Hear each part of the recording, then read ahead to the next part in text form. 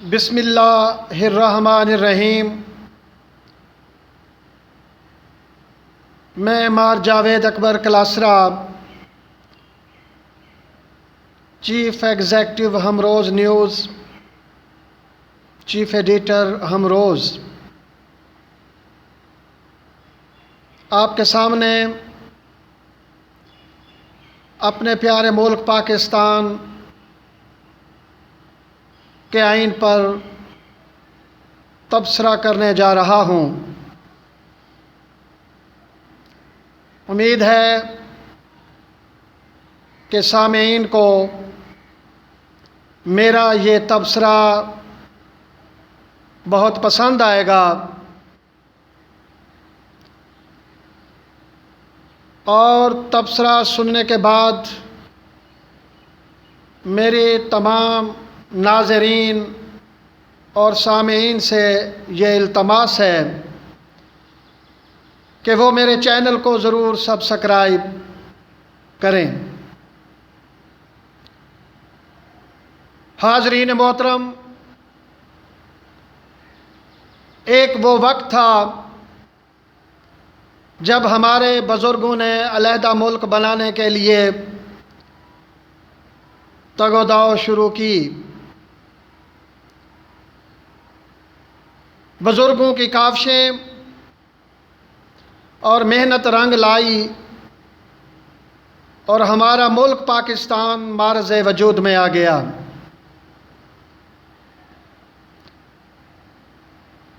علیحدہ مملکت کے لیے آئین پاکستان کی ضرورت پڑی۔ پاکستان بننے کے بعد مختلف قسم کے آئین بنائے گئے، لیکن 1973 میں ایک جامع آئین ترتیب دیا گیا اور یہ آئین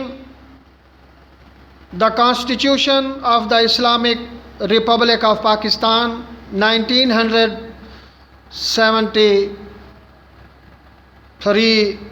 اس کو نام دیا گیا۔ حاضرین محترم، ہمارا یہ آئین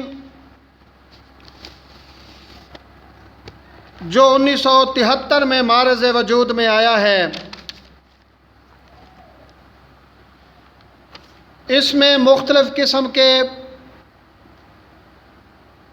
پیراگراف قرارداد مقاصد کی صورت میں دیے گئے ہیں، جو کہ میں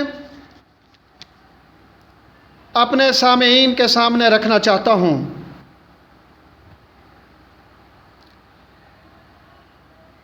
آئین پاکستان کی روح سے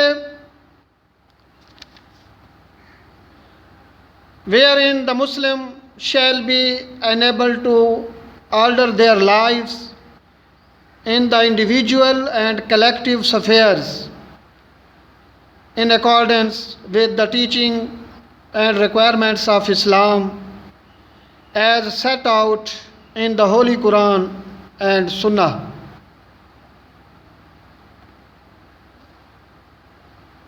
قرارداد مقاصد کے اس پیراگراف میں یہ ضروری قرار دیا گیا ہے، پاکستان کا کوئی آئین پاکستان کی کوئی شک ایسی نہیں بنائی جائے گی جو قرآن و سنت کے خلاف ہوگی، مگر مقام افسوس ہے کہ آج ہمارے آئین پاکستان میں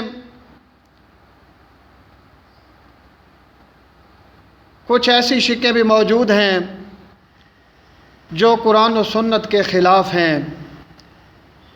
آئین کے طالب علم کی حیثیت سے میں انشاءاللہ بعد میں اس پر تفصیلی گفتگو کروں گا۔ دوسرا پیراگراف میں آپ کے سامنے بیان کرنا چاہتا ہوں۔ wherein adequate provision shall be made for the minorities freely to profess and practice their religions and develop their cultures. ہماری جو اقلیتیں ہوں گی ان کو بھی مذہبی اور سیاسی آزادی جو ہے وہ حاصل ہوگی، لیکن اس کا مطلب یہ ہرگز نہیں ہے کہ ہماری وہ اقلیتیں اسلام کے خلاف کوئی سازش نہیں کر سکیں گی، اسلام کی تعلیمات کے خلاف کوئی تبلیغ بھی نہیں کر سکیں گی۔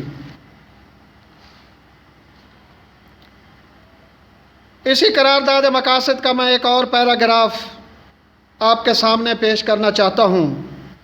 wherein shall be guaranteed fundamental rights including equality of status, of opportunity and before law, social, economic and political justice, and freedom of thought, expression, belief, faith, worship and association, subject to law and public morality. حاضرین محترم، قرارداد مقاصد کے اس paragraph میں تمام قسم کے fundamental rights کو تحفظ فراہم کیا گیا ہے،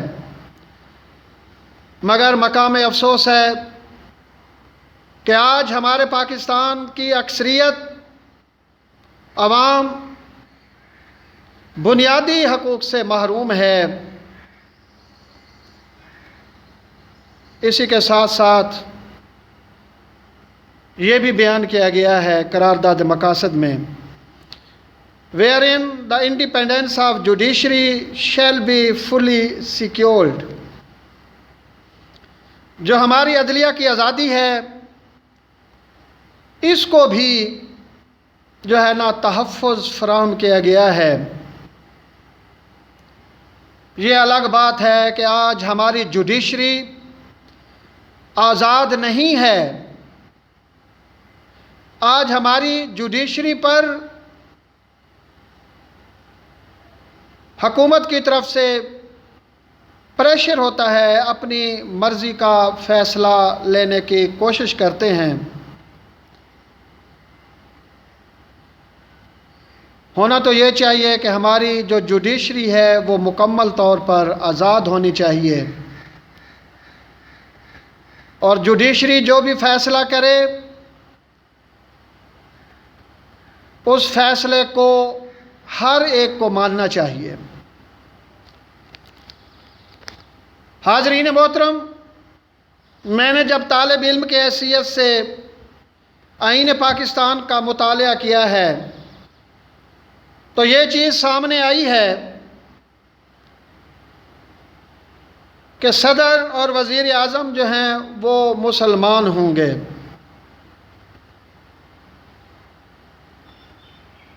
میری التجا صرف یہی ہے کہ صدر اور وزیر اعظم کا جو حلف لیا جاتا ہے اس میں ختم نبوت پر ایمان بھی ضرور شامل ہونا چاہیے۔ حاضرین محترم، آئین پاکستان میں چیف جسٹس آف پاکستان کوئی بھی شخص بن سکتا ہے، اس کے لیے مسلمان ہونا ضروری نہیں ہے۔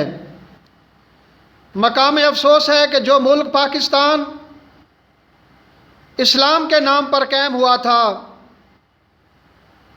جس کے قیام کے وقت پاکستان کا مطلب کیا لا الہ الا اللہ محمد الرسول اللہ کا نعرہ لگایا گیا تھا، اور ہمارے بزرگوں نے مالی اور جانی قربانیاں دیں اور یہ ملک معرض وجود میں آیا۔ میں اراکین قومی اسمبلی اور سینٹ سے یہ التماس کروں گا کہ آئین میں یہ بھی ترمیم ہونی چاہیے کہ چیف جسٹس آف پاکستان کا مسلمان ہونا ضروری ہونا چاہیے، اور سپریم کورٹ آف پاکستان کے دیگر جتنے بھی ججز ہوں وہ بھی سارے کے سارے مسلمان ہونے چاہیے اور ان کا ختم نبوت پر ایمان ہونا چاہیے۔ ہاں البتہ اقلیتوں کے حقوق کے تحفظ کے لیے ایک علیحدہ جج سپریم کورٹ کا مقرر کیا جا سکتا ہے، لیکن اس جج کو کبھی بھی سینیارٹی کی بیس پر چیف جسٹس آف پاکستان نہ بنانا چاہیے۔ اگر کسی ہندو کو، عیسائی کو یا یہودی کو پاکستان کا چیف جسٹس بنا دیا جائے گا تو یہ پاکستان کی توہین ہوگی۔ میرا سر اس وقت شرم سے جھک گیا، قانون کے طالب علم کی حیثیت سے، جب ہمارے چیف جسٹس آف پاکستان بیرون ملک دورے پر گئے تو ان کے بعد ایک ہندو جج رانا بھگوان داس کو چیف جسٹس آف پاکستان کا قائم مقام بنا دیا گیا۔ میں حکمرانوں سے پوچھنا چاہتا ہوں، کیا عزت ہوئی ہوگی پاکستان کی دنیا بھر میں؟ ایک ایسا ملک جو پاکستان کے نام پر بنایا گیا، مگر مقام افسوس کہ اس کا چیف جسٹس جو ہے، چاہے قائم مقام ہی کیوں نہ ہو، ایک ہندو کو بنا دیا گیا۔ ایسی پریکٹس آئندہ نہیں ہونی چاہیے۔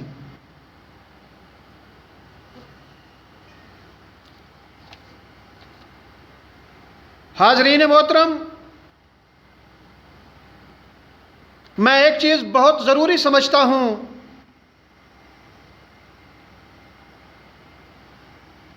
کہ آئین پاکستان میں چیف آف آرمی اسٹاف بھی کوئی بن سکتا ہے، اس کے لیے مسلمان ہونا ضروری نہیں ہے۔